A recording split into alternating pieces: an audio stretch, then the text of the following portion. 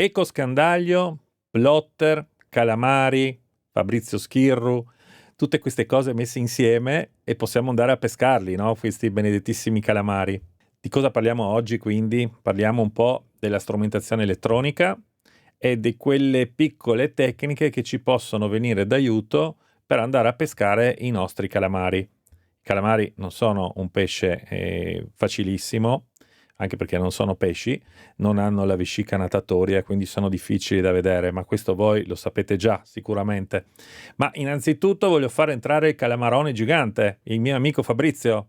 Ciao Fabrizio, benvenuto sul canale. Buonasera a tutti, Come stai Fabrizio? So che è stato un periodo intenso questo. tutto bene? È stato un periodo di belle soddisfazioni perché abbiamo messo su una manifestazione veramente importante, però purtroppo ieri l'abbiamo dovuta spostare per via del tempo e quindi tu dovevi essere da noi già per fare uno stage e quindi abbiamo deciso di spostare sia lo stage che la manifestazione. Quindi siamo un po' stressati, però riusciremo veramente a fare un'impresa perché siamo già a più di 60 barche, quindi parliamo di quasi 200 pescatori, tutti chiusi in un quadrato a cercare di prendere il nostro beneamato calamaro.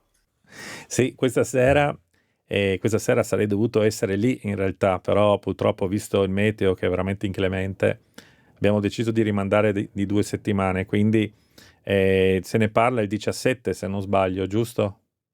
Sì, il 17 facciamo la serata qui a Cagliari da Matti per la Pesca con te Per fare sul il FCV corso. 800 e il 19 speriamo si parta per il Tataki Day Ma 2024. sì, che farò sempre con Michele Prezioso, perché mi ha già confermato che viene anche lui, quindi ci sarà anche lui sicuramente. E questo mi fa un grande piacere. Siamo felicissimi che sia tu che Michele riusciate a prendere un ennesimo aereo per venire, perché Michele arriva comunque domani, ma ritorna comunque anche il 19, quindi siamo Esatto, veramente esatto, felici di questo, perché vuol dire esatto. che ci tenete. Approfitto ancora per chiederti come stanno andando i Davidoni, perché io qua sto ricevendo un sacco di messaggi di gente entusiasta, contentissima, foto, video, catture multiple, di tutto e di più. Allora, devo dire che il successo di Davidoni mi ricorda un po' il successo che ha avuto l'anno scorso la nostra canna Icnusa, che è partito tutto dopo un nostro video ed è partita una corsa folle all'acquisto dell'Icnusa e oggi dei Davidoni. Noi continuiamo a ordinarli, ogni 2 giorni dobbiamo riordinarli. Penso che anche il nostro amico Micheletto, noto Mattacchi, sia molto felice di questa esplosione. Un artificiale veramente interessante, tanti clienti che l'hanno comprato, ma la cosa importante, gli stessi clienti poi hanno ricomprato nuovamente. Quello è Ah, proprio la cosa importante perché noi siamo bravi a raccontare le storie, quindi riusciamo a far comprare le cose. Il problema è quando poi i nostri amici clienti vanno a provarle. eh beh, Se è un certo. flop, finisce là. Se invece le stesse persone ricomprano, vuol dire che il prodotto è di qualità e funziona. Questa è la miglior pubblicità, a parte le nostre parole, che possono essere Ma vere o non certo. vere, possono essere interessate, ma la realtà è la persona che compra e ti fa ti dice delle cose positive, ma soprattutto ricompra. E in questo momento c'è una sorta di follia commerciale. Davidoni in ogni scatola. Beh, ma Stiamo, falli ma vedere per chi non li ha visti, magari, a parte che saranno in pochi ormai, ma mostrali questi Davidoni. giallo, verde, rosso. Vedete che ogni volta che ve lo faccio vedere si vede un occhietto, non è fatto apposta, ma gli occhi praticamente lui li ha praticamente da tutte le parti. E quindi e poi il famigerato bianco. Ah sì, scusa, il bianco, il bianco. Ecco, il bianco fondamentale, che è uno di quelli che si vende di più, perché si accende con una luce azzurra e lo vediamo dal colore dell'occhio. C'è un occhietto azzurro e indica il fluo azzurro. Questi sono i 5 magici Davidoni che stanno facendo impazzire l'Italia. Sì, diciamo che l'Italia su questi colori qua ci ha ragionato tanto, però devo dire che ho avuto anche qualche richiesta un po' più particolare. C'è stato più di qualcuno che mi dice: ma perché solo 5 colori? E secondo tanti ci sono dei colori che mancano. Tu cosa ne pensi, Fabrizio? Allora, noi siamo abituati nelle serie degli altri artificiali ad avere più colori. Il fatto che poi ce ne siano tanti di colori non vuol dire che per forza funzionino tutti. Una cosa che diciamo, la maggior parte di persone mi hanno detto è che, per esempio, uno dei colori che solitamente funziona bene è il rosa. Manca un rosa, ma dov'è il rosa? Dov'è il rosa? Il rosa per ora non c'è, a meno Però che... abbiamo l'arancio. L'arancio, eccolo lì. Ma quello è un Davidone speciale. No, questo è il Davidone che fa parte della nuova serie, nel senso che è il colore, aspetta che faccio così, se no non si vede, perché la telecamera mi becca gli occhi, oltre agli occhi dell'artificiale, è il nuovo colore dei Davidoni, che non è neanche l'unico, perché in realtà c'è ancora una variante, che è quella blu. Continua a mancare il rosa. Sì, il rosa manca. Quello lì purtroppo non l'ho fatto perché non mi serviva. Devo dire che questi due colori qua glieli ho fatti fare appositamente a Nicolino per la gara e dovevo presentarli questa sera giù da te. E ho detto: facciamogli una sorpresa a Fabrizio, portiamogli giù i due colori nuovi che abbiamo studiato, che in realtà erano già stati studiati prima, ma e li avevamo messi da parte perché pensavamo appunto che 5 fossero più che sufficienti per quello che dovevamo fare. Poi abbiamo avuto veramente tante richieste. Io ho più messaggi fatti sotto il video dei Davidoni in cui mi dicevano: ma perché non c'è un blu, perché non c'è un arancio? Allora abbiamo detto: ah, senti, li abbiamo già pronti, facciamoli. Doveva essere una novità che doveva uscire più avanti, però per questa gara che era importantissima, dovevamo assolutamente fare qualcosa di nuovo e così ci siamo preparati queste due novità. Come diceva Fabrizio, posizione degli occhi è fondamentale perché ce ne sono tre, quindi uno è sempre visibile in tutte le situazioni, ma soprattutto sono fondamentali perché il calamaro tende ad attaccare proprio gli occhi, perché ovviamente cerca di bloccare l'esca. Se va a attaccare la coda di un pesce, questo gli scappa. Invece in questo modo rimane lì. E devo dire che funzionano veramente molto bene come tecnologia. Adesso vedremo se anche questi due colori avranno gli stessi risultati degli altri 5, o meglio, in termini di vendite, perché i risultati con questi noi ce li abbiamo già. So che mi odierete perché ho detto: ma come, li ho già presi, adesso cosa farò? Ma non c'è problema, voi usate i vostri 5, non occorre che andate a prendere questi, che tra l'altro sono disponibili già da oggi da Fabrizio, perché io a sua insaputa, continuando a fargli le sorprese, glieli ho già fatti spedire da Nicola nel negozio di Fabrizio e lui ce li ha nella scatola chiusa dove c'è il mio nome e se vuole la apre li tira fuori. Però detto questo, non occorre che voi li andate a prendere, con i vostri 5 colori fate tutto tranquillamente.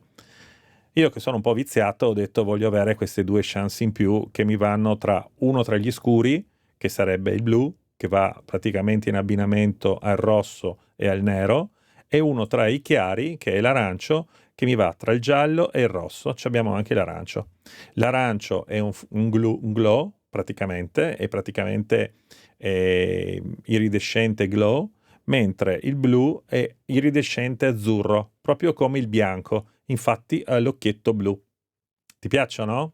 Sì, però mi aspetto da domani un assalto, un No, nuovo assalto. no, ragazzi, non fate queste cose che dopo Fabrizio si innervosisce, mi dirà cosa mi hai fatto questi scherzi. No, ma io ve lo giuro, lui non sapeva niente. Puoi confermare? Tu No. sapevi qualcosa tu? Guarda, mentre tu parlavi, stavo per prendere il telefono e per mandare un messaggio a Matacchi per dire: domani, invece di andartene a pesca, mandami gli artificiali. Invece ce li ho già qui in una scatola nascosti. Diciamo, questi sono gli scherzi che ci fanno piacere. Questi sono gli scherzi ben studiati che dopo alla fine fanno la anche verità è che piacere. sembra una gag fatta apposta, ma la realtà è che è veramente così. Quindi Sì, sembra fatto meno male apposta. che ci hai pensato. Sei un po' bastardo perché in gara non me li avresti dati, però No, vabbè. guarda, no, non dire questo. Come ti ho già detto, io ero pronto a fare la presentazione questa sera là da te nel tuo negozio e la scatola è già lì per metterli anche in vendita e ne ho È fatti vero, è mandare vero, è tanti vero. per metterli in vendita. Quindi non sono bastardo perché li compravi, li pagavi e ce li avevi anche tu. No, no, abbiamo... Era sta cosa qua, era già tutto organizzato. Mi dispiace veramente per sto meteo che è stato pessimo. Però io direi adesso di iniziare proprio con il video, con la polpa, perché so che qua i ragazzi dicono, ci hanno detto che parlano di ecoscandagli e sentiamo tutto tranne che ecoscandagli. Bene, io inizierei subito da questo video, che è un video registrato dal mio TZT-3 della Fur 1, e è una registrazione fatta dell'ecoscandaglio. Quelle cosette che vedete sullo schermo, quelle righe verticali, un po' puntini, un po' diverse, sono i mark dei nostri calamari. Come vedete, non c'è nessun segno che è uguale all'altro. Uno non è che dice, ah vabbè, allora il calamaro è fatto così, 3 puntini, una virgola, 2 puntini, cioè non è tipo messaggio Morse, io sono calamaro, no. I calamari sono rappresentati in questo modo perché hanno una riflessione particolare del segnale ultrasonico. Non hanno la vescica natatoria, quindi non riescono a fare dei mark rossi veri e propri. C'è solo il riflesso della carne che ha una densità leggermente superiore rispetto all'acqua. Ecco lì, vicino al 34, adesso compaiono un altro paio di calamari. E come si fa a riconoscerli? Allora, prima cosa, e dopo vi metterò, anzi ci sarà già qua l'elenco delle cose che bisogna tenere presente. La prima cosa, bisogna avere l'impianto che funziona bene. Non bisogna avere disturbi, rumori di fondo, disturbi elettrici. No, perché se cominciamo a avere quelle cose, noi per pulire l'ecoscandaglio siamo costretti ad abbassare di tanto il gain per tenerlo pulito. E se noi abbassiamo il gain, tutti questi segni che voi state vedendo adesso purtroppo spariscono, non ci sono più. E quindi non siamo più in grado di riuscire a pescare i calamari. Quello sul fondo che vedete adesso non è un calamaro, quello lì è un pesce. Boh, detto questo, dobbiamo avere l'ecoscandaglio pulito, non ci devono essere disturbi. Quindi controlliamo bene l'impianto. Se abbiamo disturbi, se vediamo barrette verticali, rumore di fondo che compare anche sotto la linea di fondo, in questo caso dobbiamo sicuramente andare ad agire, a intervenire sul nostro impianto di bordo. Quindi la massa, i collegamenti di massa, l'alimentazione, se ci sono cose tipo pompe, luci LED che creano disturbi, l'alternatore del motore, di solito è quello, la centralina elettronica del motore. Ecco, cerchiamo di mettere a posto tutte queste cose in modo da toglierci il discorso dei disturbi. A questo punto parlo per gli strumenti Fur 1, non perché non voglio parlare degli altri strumenti, ma semplicemente perché li conosco meglio. Io devo andare a lavorare su due impostazioni. La prima è il gain, ok, al limite dello sporco. La seconda però, che è fondamentale, è il clutter. Il clutter mi serve per mettere a fuoco i target. Quindi metto in risalto i segnali che non sono così forti come i pesci e li metto in evidenza rispetto agli altri segnali. Questo aumentando un po' il clutter.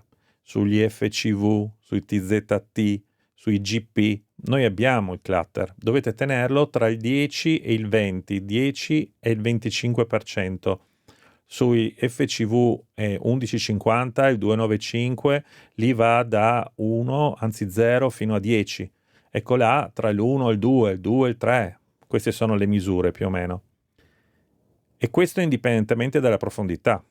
Sia che utilizziamo l'ecoscandaglio in profondità più elevate, 30, 40, 50, anche 60 metri, che in profondità basse.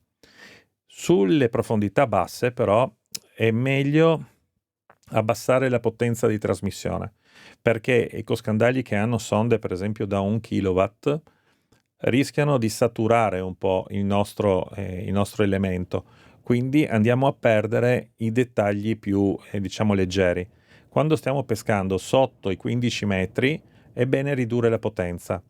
Su quasi tutti gli strumenti abbiamo una regolazione del TX, cioè della potenza di trasmissione, minima o massima, o in certi strumenti anche con più tacche. Gli abbassiamo la potenza d'uscita e andiamo di nuovo a lavorare sul gain e sul clutter per mettere a fuoco i nostri target. Un'altra buona norma è quando andiamo a pescare oltre i 15-20 metri è usare lo shift, cioè ormai dovreste saperlo già a memoria, dobbiamo andare a utilizzare tutta la potenza del nostro ecoscandaglio solo nella fascia d'acqua che è vicino al fondo, quindi 10 metri, 15 metri, ma non di più, assolutamente, perché i calamari spesso non sono enormi, sono calamaretti. Un calamaretto così, se noi lo guardiamo riferiti a una colonna d'acqua di 30 metri, fa veramente un mark che è piccolissimo. Se noi andiamo a mettere in risalto i 10 metri che sono vicini al fondo, invece riusciamo a vederlo bene. Non utilizziamo lo zoom perché perdiamo di definizione.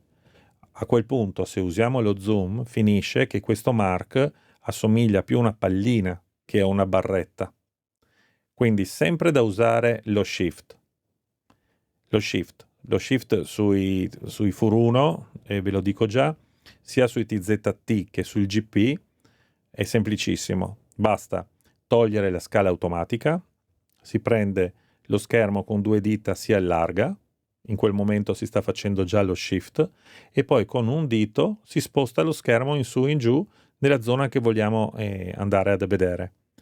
Se stiamo utilizzando un FCV come i nuovi FCV 800, ma anche il 588 o indifferente, il 627, quello che volete voi, bisogna andare sempre nella scala, metterla sempre in manuale. Su range si sceglie la misura che vogliamo vedere sullo schermo.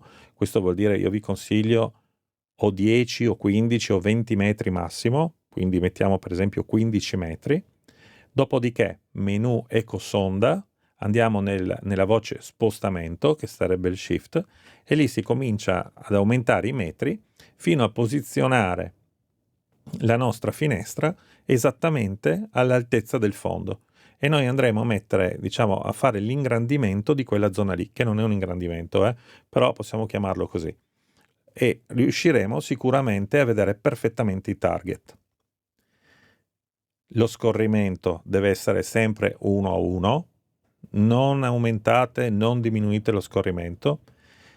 Togliete l'antidisturbo. L'antidisturbo nel caso dei calamari può essere pericoloso. In certe macchine non fa grandi danni, però normalmente è proprio meglio toglierlo, quindi togliete l'antidisturbo. E un'altra cosa che è importante, io consiglio la palette nera, cioè sfondo nero. Perché questo? Perché i target, che sono i calamari, sono in azzurro. Se voi utilizzate lo sfondo bianco, spesso non riuscite a vedere le marcature più sottili, che dopo andrete anche a mettere a fuoco un po' con il gain, perché non riuscirete proprio a individuarli nel bianco. Nel nero si vedono assolutamente molto meglio. Lo so che il nero di giorno sembra meno visibile rispetto al bianco, ma vi assicuro che se fate 2 o 3 giorni di prove vedrete che una volta abituati preferirete sicuramente il nero rispetto al bianco. Un'altra cosa importante è di stare attenti di non avere il cancella colore attivato, cioè lo dovete tenere a 0. Quello è un altro problema, perché il cancella colore toglie i colori appunto più deboli, tra cui anche proprio l'azzurro, dove noi andiamo a trovare i calamari. Quindi andate nel menu, controllate anche il cancella colore che deve essere assolutamente a 0. Queste sono le regolazioni di base di tutti gli ecoscandagli. Poi se Garmin usa un altro nome per intensità colore invece che clutter, o se la Lowrance dice invece dello shift dice inizio lettura una certa metratura e fine lettura un'altra metratura per fare questo ingrandimento del fondo, questo dovete andarlo a vedere voi sul menu e sul manuale del vostro strumento. Però in linea di massima quello che vi ho detto è diciamo utile per tutti gli ecoscandagli. Poi, anche se usate l'ecoscandaglio tutto in automatico e con anche la scala in automatico e volete comunque provare a vedere i calamari, ma fate confusione con l'altro pesce foraggio, e vi posso assicurare che è assolutamente normale, perché con gli ecoscandagli magari più semplici non hanno una definizione tale da riuscire a discriminare la vescica natatoria o senza vescica natatoria. In questo caso dovete purtroppo fare delle prove. La cosa migliore è che se vedete una mangianza provate a calare anche i tattacchi. È probabile che in mezzo alla mangianza, in questo periodo, adesso inizia ottobre, novembre, dicembre, l'acqua comincia a raffreddarsi, riusciate a trovare anche i calamari lì in mezzo. Succede spesso. Se avete un calamaro vivo a bordo, fate anche l'esperimento di calarlo con un terminale da bollentino 1 metro sopra il piombo, lo calate sotto la barca, ma deve essere vivo, non morto, perché se è morto probabilmente ha ancora aria dentro e quindi lo vedrete sicuramente in un modo diverso. Ma se è vivo, lo calate e vedete esattamente come il vostro ecoscandaglio vi marcherà il calamaro. Comunque questo video non è solo sugli ecoscandagli, ma adesso inizieremo a parlare invece proprio anche del plotter, che è un'altra cosa fondamentale. Però prima voglio sentire anche Fabrizio le sue esperienze e le sue regolazioni.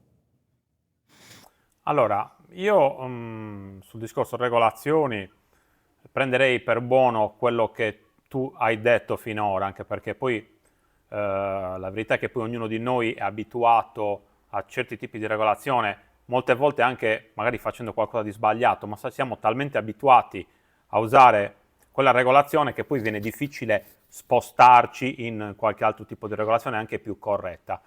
Io più che altro vorrei focalizzarmi su questo che stai dicendo, sulle prove, soprattutto per chi è meno bravo a pescare o soprattutto per chi è meno bravo a interpretare l'ecoscandaglio, perché io conosco tante persone brave a regolare l'ecoscandaglio, ma poi quando li metti in mare hanno poche ore di mare e non lo interpretano. Quindi secondo me la cosa importante, cioè l'aiuto che possiamo dare noi a una persona che si avvicina è andare a fare delle prove. Andare a fare delle prove vuol dire accendere, preparare, iniziare a muoverti e andare a provare su tutte le marcature che noi andiamo a vedere. Cioè facciamo proprio una prova. Mandi giù, però mandi giù non vuol dire mandare giù e pensare poi alla pesca. Devi sempre provare gli artificiali guardando il tuo ecoscandaglio. Io tanti anni fa ho imparato così a capire quali erano le differenze magari tra una ricciola e un dentice, tra un dentice e un altro tipo di pesce. E molti mi dicevano, ma come fai a capire che quello... Perché noi poi per divertimento poi li dichiaravamo i pesci, soprattutto negli anni delle pesche verticali. E spesso e volentieri il pesce era giusto. Inizialmente io stesso non capivo come ci riuscissi, semplicemente avevo associato un tipo di marcatura, un tipo di movimento di marcatura a un pesce. E quindi è diventata una cosa naturale e questo poi me lo sono portato dietro con i calamari. Però con i calamari c'è molta più difficoltà. Per esempio, 2 settimane fa io sono andato a provare per la gara e in tutto il giorno ho preso un calamaro. Sapete cosa vuol dire? Che ho provato migliaia di mangianze e ho preso un calamaro. Io che vado a fare quella pesca da una vita ho iniziato ad avere i dubbi. Ma saranno calamari? Non saranno calamari? Ma saranno pesci? Mangeranno? Non mangeranno? Perché la realtà è questa, che spesso e volentieri noi pensiamo una cosa e poi è tutt'altro. Perché magari quelli sono calamari ma non ti stanno mangiando. Provi 1, provi 2, provi 10, non ti mangiano, il tuo cervello va in panico totale. Quindi l'importante secondo me è proprio associare un tipo di colore, un tipo di marcatura al calamaro. Poi lì non è detto che loro ti mangino o che non ti mangino. Però per chi inizia bisogna per forza fare la legge dei grandi numeri. Calo 100 volte su delle mangianze e poi vado piano piano a capire quali sono le mangianze giuste. E come diceva Davide, il 90% delle mangianze di calamaro voi non vedrete colori molto accesi, quindi rosso, tutti quei colori forti, non li vedrete mai. Altri clienti, pescatori mi dicono, ma io ho gettato su marcature rosse e ho preso i calamari. Allora lì bisogna poi andare a spiegare che le marcature rosse che loro vedevano non erano i calamari, erano semplicemente le mangianze di pesci. I calamari erano sotto, ma probabilmente loro non si vedevano o perché erano molto schiacciati sul fondo o perché il colore di quelle marcature era veramente molto blando. Quindi tu comunque da pescatore su una mangianza di surelli, di mennole, di quello che sia, comunque qualche calata di artificiali la fai, perché spesso e volentieri i calamari stanno sul fondo appoggiati, perché sono tutti pesci che vivono in simbiosi, quindi il surello attacca il calamaro attacca il surello, e spesso e volentieri questa tecnica è vincente, soprattutto quando non sei bravissimo a cercare calamari. Noi ormai tendiamo a cercare proprio loro, difficilmente io mi fermo su mangianze X. Quando sono in difficoltà, quindi quando non riesco a prendere i calamari, allora mi fermo anche su quel tipo di mangianza e spesso e volentieri con buoni risultati. Questo penso che sia il consiglio più giusto che facciamo a chi sta iniziando. Poi, man mano che tu impari queste cose, puoi anche pensare, secondo me, di iniziare a, come fa Davide, a utilizzare lo strumento con tutte le sue funzioni al massimo. Perché secondo me inizialmente chi si compra uno strumento a pensare troppo al clutter, allo shift, al sali e scendi, secondo me inizia a dare un po' di matto. Quindi secondo me queste regolazioni vanno fatte tutte piano piano insieme a ore di mare, perché purtroppo le ore di mare non possono essere scambiate con nient'altro, perché seduti a tavolino siamo tutti bravi, leggiamo un manuale, chi shift, chi qua, chi là, chi su, chi giù, però poi alla fine il calamaro è quello che conta. Quanti calamari abbiamo preso? Io non sono, come tu sai, ipertecnico sul discorso di come si usa un ecoscandaglio, però alla fine della giornata i numeri di calamari sono sempre alti, quindi diciamo che io compenso di più con le ore a mare. Poi, man mano che ho imparato a usare meglio anch'io il mio furuno, sono riuscito a migliorare ancora di più. Oggi che sono passato da un 588 e un 1971, ho appena cambiato gommone, adesso ho un FCV 800 e finalmente un TZ3, anch'io piano piano devo rimparare un po' tutto, perché nonostante siano macchine similari, un pochettino mi sta cambiando la situazione, quindi speravo che Davide venisse in questi giorni per sfruttare il suo aiuto per spostarmi un po' di regolazioni e farmi impazzire. Sicuramente ci sarà occasione, tanto ci vediamo comunque presto, mi sembra, no? Giusto? Fra 2 settimane, si spera. Ok. Allora, adesso però dobbiamo parlare ancora di una cosa, perché i calamari sono legati alla cartografia, o meglio all'orografia sul fondo. Non dappertutto dove voi andate a calare troverete i calamari. Anzi, sarà molto difficile che abbiate la fortuna di calare esattamente nei posti dove normalmente i calamari soggiornano, mangiano, si riproducono, perché di notte si vanno anche a riprodurre. Allora, noi cosa facciamo? Noi ci dobbiamo un po' affidare o alle conoscenze di altri pescatori, andando a guardare un po' dove vanno a pescare, quelli più bravi, oppure dobbiamo andarci a studiare un po' la cartografia per capire dove potrebbero essere i calamari. Allora, la prima discriminante per i calamari che io prendo in considerazione, ce ne sono 2 o 3, ecco, mettiamola così, però sicuramente la prima è la profondità. Se io vado a pescare i calamari di giorno, in una situazione normale, dove non sto cercando le cose più strane del mondo, perché dopo le stranezze si trovano un po' dappertutto. Michele Prezioso mi raccontava di calamari pescati a 70, 80, 90 metri. Ecco, io lascerei perdere quelle situazioni che sono proprio veramente al limite per tutta una serie di motivi. Io parlo della stragrande maggioranza dei calamari, almeno nelle zone che frequento io, che sono la Croazia, sono anche l'Italia, un po' dappertutto, e l'Adriatico un po' diverso perché è un mare molto, molto basso, quindi lì ovviamente non si può andare oltre certe profondità, però in linea di massima di giorno io pesco i calamari tra i 25 metri come profondità minima per arrivare fino ai 35, massimo 40. E già 40 è una cosa che faccio da 2-3 anni, perché 3 anni fa mi sarei fermato comunque intorno ai 35. ma forse adesso i calamari sono diventati un po' più difficili, forse anche le condizioni del mare non sono più quelle di 3-4 anni fa, fatto sta che spesso li trovo sui 40 e non più sui 35, quindi ho allargato un po' anch'io questa forbice. Sicuramente, soprattutto d'estate, di giorno, non vado a cercarli a 25 però, parto da 30. Quindi se 3, 4, 5 anni fa partivo dai 25 per arrivare ai 35, adesso parto dai 30 e arrivo fino ai 40. Prima cosa. La seconda cosa, io do molta importanza a quello che vedo sull'ecoscandaglio per quanto riguarda la vita che c'è in quel tratto di mare. E chi usa l'ecoscandaglio, chi va a pescare, chi conosce un po' il mare, sa che il mare non è dappertutto uguale, nel senso che ci sono zone che sono densamente popolate, ci sono zone popolate, zone poco popolate e zone per niente popolate. E da cosa è determinato questo? Dal tipo di fondo? Secondo me no, perché per esempio sulle isole dove vado io a pescare normalmente il fondo è roccioso, è più o meno simile dappertutto.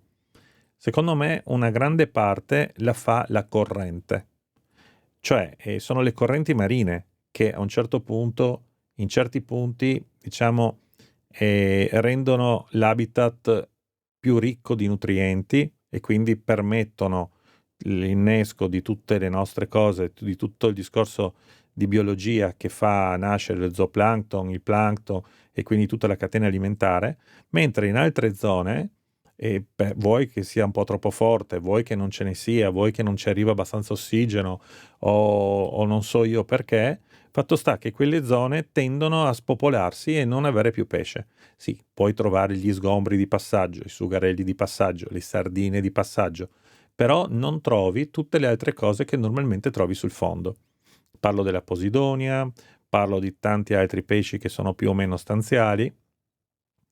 Ecco, la prima cosa da fare quindi, selezionare quella baltimetrica di cui vi ho parlato, dopodiché di andare a cercare i posti dove c'è più vita, più movimento. E questo lo vedete subito con l'ecoscandaglio indipendentemente dal fatto di vedere o meno i calamari. Ma vi posso assicurare che in una zona dove c'è tanta vita ci sono ottime possibilità che ci siano i calamari. Nelle zone dove la vita è poca, le possibilità di trovare i calamari sono quasi nulle. I calamari stanno sempre appresso a quello che mangiano, quindi a altro pesce foraggio. E quindi chiaramente si deve insistere in queste zone qua. Un'altra cosa che al calamaro piace tanto è la posidonia, non tanto perché la mangia, ma perché riesce a nascondersi, riesce a fare gli agguati ai pesci, perché riesce a deporre le uova nella stagione giusta sulla posidonia. Quindi quando c'è la posidonia diciamo che siamo già a buon punto. L'ideale è quando la posidonia è a macchie. Quindi funziona il discorso anche sulle distese complete di posidonia, perché le distese a 15 metri, 18-20 metri di profondità sono un habitat perfetto per i nostri calamari. Ma secondo me è ancora meglio quando la posidonia è a macchie, intervallata da sabbia o da ghiaia o da rocce, ancora meglio rocce, perché lì è proprio l'habitat perfetto per i pesciolini dove il calamaro va lì a fare il banchetto, su quelle profondità di cui parlavamo prima. Secondo te, Fabrizio? Allora, io aggiungerei, allora, io personalmente qui nella nostra zona Golfo di Cagliari peschiamo tranquillamente anche a 50-55 metri. Allora, il nostro fondo, da dove partiamo noi, praticamente parte, c'è Posidonia fino a 21-25 metri e proprio lì non riesci proprio a pescare perché la Posidonia è altissima, quindi lì proprio non riesci a pescare. Dai 25 in poi inizia a diventare più bassa, inizia a avere un po' di macchie, come dici tu, e quindi già lì, soprattutto in orari o molto presto o molto tardi, riusciamo a pescare. Poi abbiamo tutta una zona di fango, sabbia, dove noi facciamo molti calamari perché lì in quei posti là riusciamo a pescare senza perdere artificiali e quella è la zona più popolata, noi la chiamiamo Piazza Calamaro perché la maggior parte dei pescatori vanno tutti in un unico punto dove c'è praticamente solo fango e sabbia. Però un'altra cosa che mi sono accorto, Noi non andiamo molto in zona pietra perché perdi troppi artificiali, non ne abbiamo fondamentalmente bisogno, però ci siamo accorti che in certi periodi dove la pressione dei pescherecci è altissima, e purtroppo Cagliari è uno di questi posti, riusciamo a prendere i pochi calamari che rimangono sopravvissuti proprio a bordo delle secche più grosse, perché è proprio il punto dove il peschereccio non riesce a passare perché sarebbe troppo rischioso, perché perderebbe gli strascichi, e quindi in quel punto si crea proprio una striscetta di pochissimi metri dove noi andiamo a fare calamari. Ovviamente bisogna anche lì stare attenti, perché se vai poi sulla pietra c'è un dislivello di 3-4 metri e lì rischi di perdere troppi artificiali. Quindi più o meno noi tendiamo a pescare sulla sabbia a fango, però con necessità andiamo anche a bordo delle secche. Però la profondità, ripeto, non ci ha mai spaventato. Tendenzialmente noi 30-35 è il minimo, poi tendiamo ad andare a 40, c'è una bella fascia a 42 e una fascia intorno ai 50-52 metri, dove noi peschiamo normalmente. Ovviamente una cosa molto importante è: più vai profondo, più devi saper usare il tuo GPS. Cioè, perché noi abbiamo parlato di ecoscandagli, noi parliamo sempre di ecoscandagli che sono fondamentali per trovare il calamaro. Però, una volta trovato il calamaro, è fondamentale saper usare un GPS per riuscire a fermarti nel posto giusto.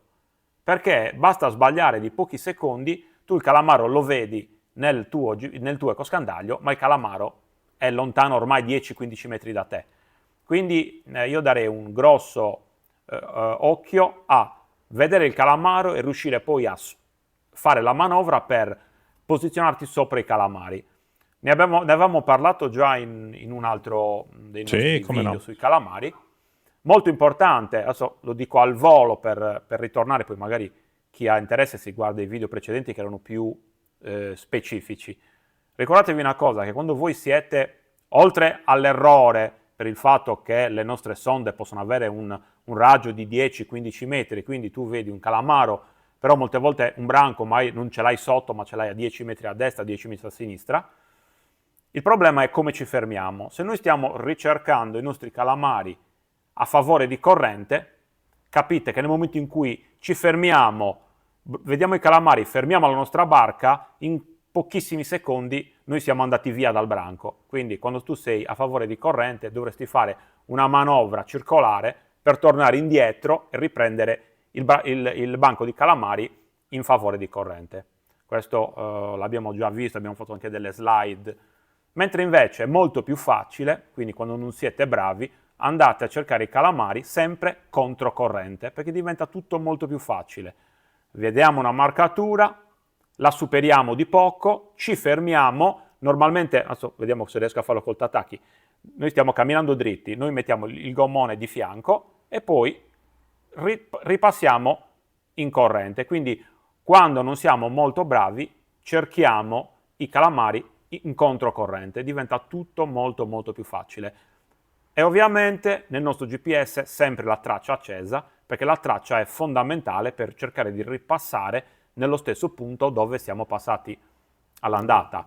Un'altra cosa, un suggerimento che posso darvi subito: traccia accesa, e quando vedete i calamari metteteci un mark. Un mark. Soprattutto le prime volte, magari chi ha tanta esperienza non ne ha bisogno, però le prime volte mettere un mark e quindi avere riferimento sul cartografico di esattamente dove avevamo visto i calamari è fondamentale. Potremmo valutare di quanto ci siamo spostati dopo 30 secondi, un minuto, e dire, ormai siamo andati fuori dalla zona, ciao, quindi ritorniamo su. Oppure se restiamo sempre lì perché magari la corrente e il vento è poco, sappiamo che siamo ancora lì in pesca e dopo quello che andiamo a vedere sull'ecoscandaglio sarà sempre qualcosa di più. Considerate che i calamari anche si muovono, quindi... I calamari ultimamente si muovono tantissimo.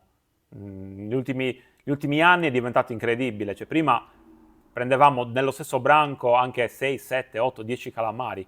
Oggi fai una calata, prendi dei calamari, alla seconda calata probabilmente non ne prendi più, perché basta pungerne uno, loro partono subito. Sembra assurdo, ma hanno imparato veramente a sopravvivere. Quindi ritorniamo nello stesso punto, non li troviamo più, è inutile insistere, il calamaro si è spostato. Ok, Sì, sì, e ma questo basta spostarsi di 10 metri e ricominciano a mangiare. sì, Questa sì, cosa sì, se qua se li ritrovi. io l'ho notata addirittura con le occhiate. Le occhiate che vai a pescare d'estate con tuo figlio, insomma, che ci metti un filo anche sottile, un 0,18, un 0,16 con un pezzettino di pane, ne prendi una, tutto il branco si sposta e non viene più vicino. Basta spostarsi di 10-15 metri e di nuovo ricomincia la giostra. Quindi la stessa cosa vale per i calamari. A meno che tu non vada giù o che non siano in mangianza, quando sono in mangianza il mondo è completamente diverso. Lì puoi calare qualsiasi colore, con qualsiasi frequenza e li tiri su quanti ne vuoi. Se non Ma sono in quante mangianza, giornate trovi così? Ne trovi poche ormai. pochissime, pochissime. Qualche anno fa mi ricordo che queste giornate erano molto più frequenti. Oggi ne trovi poche durante una stagione di calamari dove butti qualsiasi cosa e mangia tutto. Poi, ritornando alla slide che hai fatto prima, ho visto che tu ovviamente hai segnato 4-5 punti. Fa- mh, Ragioniamo sul fatto che in tutti questi mark noi abbiamo preso dei calamari, cioè man mano che noi facciamo le nostre ricerche, quando troviamo una zona interessante e prendiamo un calamaro, io la marco. Poi lo posso marcare con colori diversi, con simboli diversi, non è un problema. Quello perché a noi interessa la zona. Non pensate di riandare sempre esattamente in quel punto e trovare i calamari, però se li abbiamo trovati una volta vuol dire che quella zona è potenzialmente un posto dove loro possono vivere, mangiare e fare i loro attacchi. Quindi se noi andiamo a cercare, abbiamo già dei punti di riferimento, andiamo in quella zona, se esattamente nel punto non troviamo nulla, noi solitamente ci giriamo intorno. Spesso e volentieri i calamari comunque sono in quella zona, quindi abbiamo dei punti di riferimento, non è un punto come può essere una pietra quando andiamo a Bolentino o come quando andiamo a Traina dove devi fare quel passaggio. Noi andiamo in quella zona e poi andiamo a ricercare, facciamo solitamente una sorta di spirale a uscire in modo tale da riuscire a prendere più spazio possibile. E in questo modo abbiamo sempre dei riferimenti. Una cosa che per esempio ci siamo accorti nella nostra zona, ragioniamo su un quadrante di svariate miglia, che spesso e volentieri di anno in anno i calamari non sono mai nello stesso posto. Cioè molte volte sono sulla parte destra del nostro porto, l'anno dopo magari sono nella parte sinistra, altre volte sono nella parte esterna, solitamente loro si muovono tutti insieme in branco, cioè se una zona tende a essere vuota, difficilmente noi ne andremo a trovare.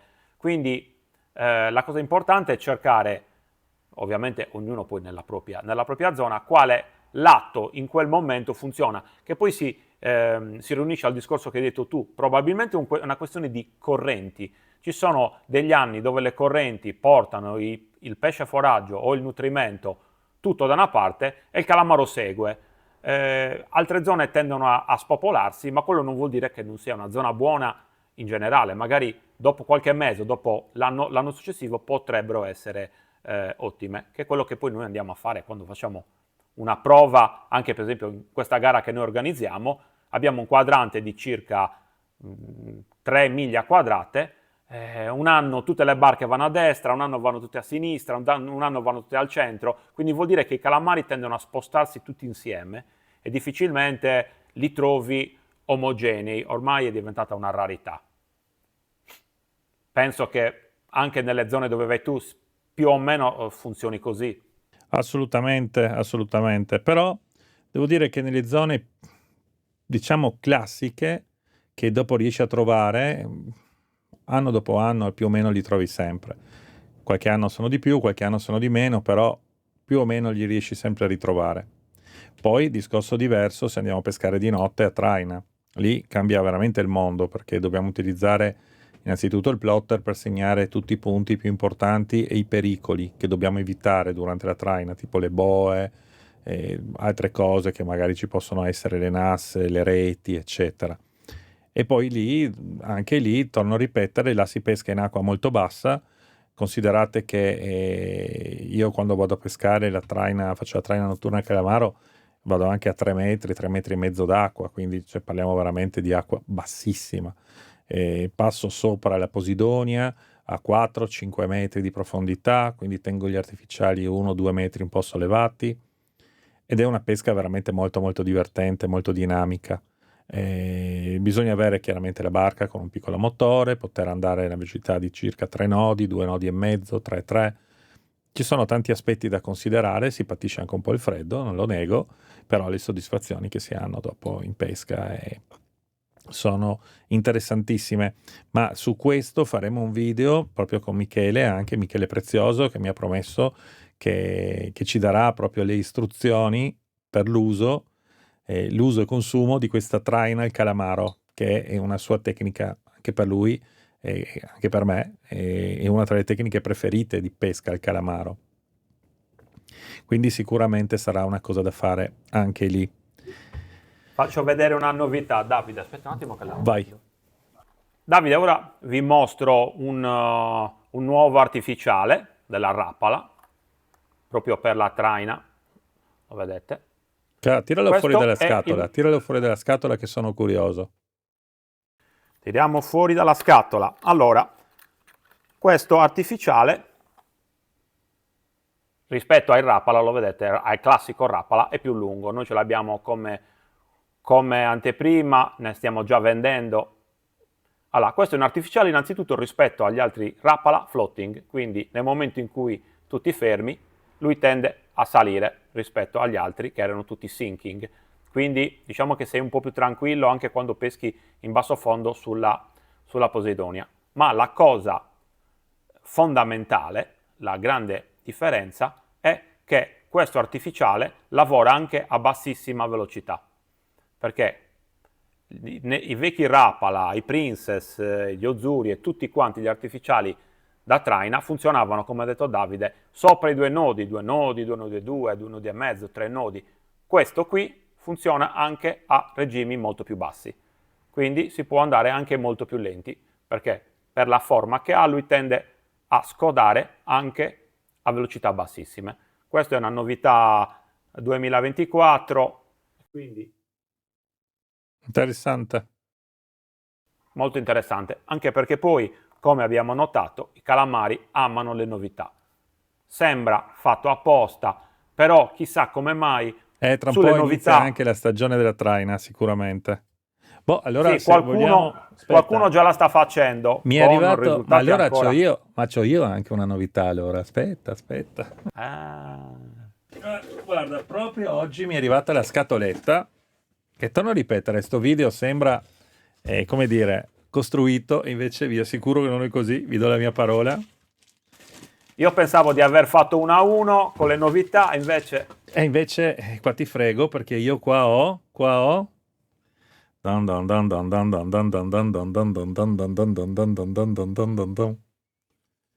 Tu sai che cos'è questo? quello ce l'ho anch'io. Eccolo qua. Questa meraviglia, perché è veramente una meraviglia, è l'affondatore Made in Italy, anche questo, che si chiama Trigone, della AP Lures, che funziona da Dio. Funziona veramente molto molto molto bene. È automatico, nel senso che quando prende il calamaro si mette in posizione e torna su, ha un bel peso e si riesce a pescare anche a velocità notevoli. Ma Ta-da! E- 2 volte non mi freghi. Non dire così, perché sai che quando dici così dopo tu mi istighi. Comunque questo è una super novità che già è uscito l'anno scorso, però è uscito sul finale della stagione. Ecco, me ne sono comprati 2 io e mi sono arrivati proprio oggi e non vedo l'ora di andare a provarli. Li avevo già provati sulla barca di un amico e devo dire che funziona da Dio. Mi ha parlato benissimo anche Michele Prezioso e allora ho detto, oh, allora a questo punto devo prenderli. E me ne sono arrivati appunto 2 che sono questi due qua. Proprio oggi è arrivata la scatola, quindi come vedi, di novità. E quindi questi potrebbero essere abbinati a questo bel rapalone. Davide, io ce li ho, però l'importante è che non venga a comprarli troppa gente, altrimenti li finisco in fretta, eh. Con Bene, calma, comprateli con parsimonia. No, ragazzi, per favore, non mettetemi in crisi Maurizio. Dovete cercare queste cose anche negli altri negozi, non ce li ha mica solo lui, eh. Quindi, che faccia che fa. No, dai, sto scherzando, sto scherzando. Bisogna aiutare gli amici, bisogna aiutare gli amici. Quando vedo che soffre, che lavora troppo, che si sciupa, non riesce neanche a farsi la barba, devo fare qualcosa. Bravo, guarda. Sono riuscito a farmi la barba solo quando sono venuto da te in vacanza.